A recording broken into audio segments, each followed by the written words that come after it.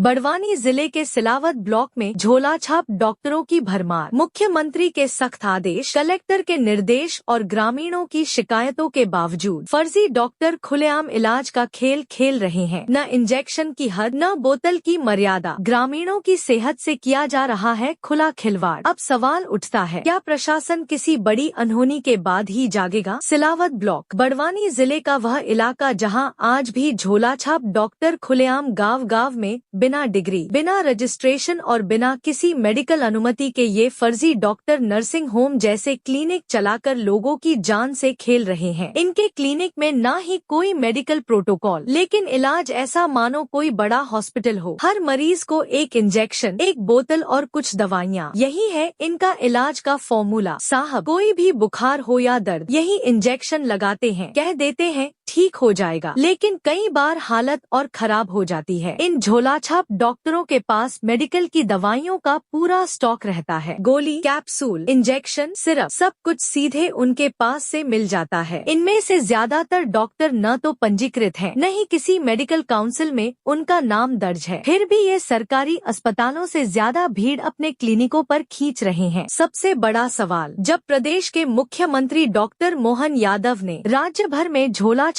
डॉक्टरों पर कार्रवाई के सख्त निर्देश दिए हैं, तो आखिर बड़वानी जिले में इन आदेशों का पालन क्यों नहीं हो रहा? प्रशासन किसी दबाव में है या फिर इन फर्जी डॉक्टरों को किसी का संरक्षण प्राप्त है? ग्रामीणों ने शिकायतें की, जयस कार्यकर्ताओं ने ज्ञापन सौंपकर कार्रवाई की मांग भी रखी। यहाँ तक कि बड़वानी जिला कलेक्टर श्रीमती जयती सिंह ने विभाग को सख्त निर्देश भी दिए कि झोलाछाप डॉक्टरों पर कार्रवाई की जाए, लेकिन जमीनी हकीकत कुछ और ही है। आज तक कोई ठोस कार्रवाई नहीं हुई।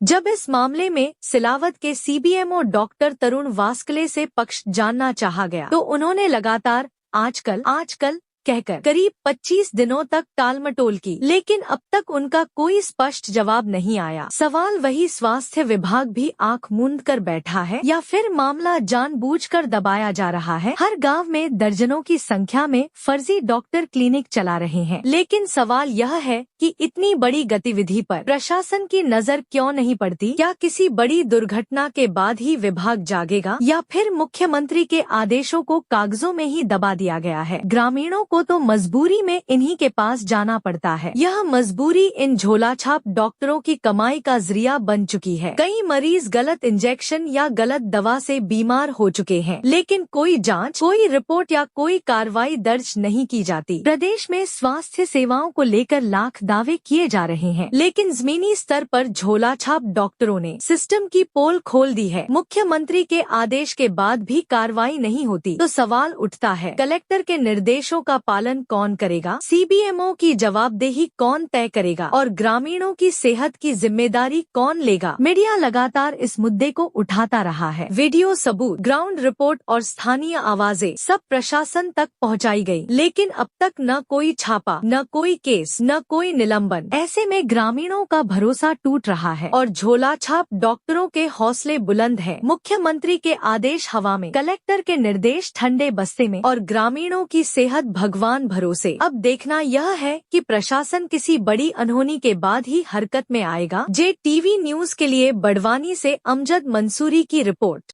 JTV न्यूज से जुड़े रहने के लिए हमारी खबरों को लाइक और शेयर करें, हमारे चैनल को सब्सक्राइब करें और अपडेट रहे हर छोटी बड़ी खबरों से।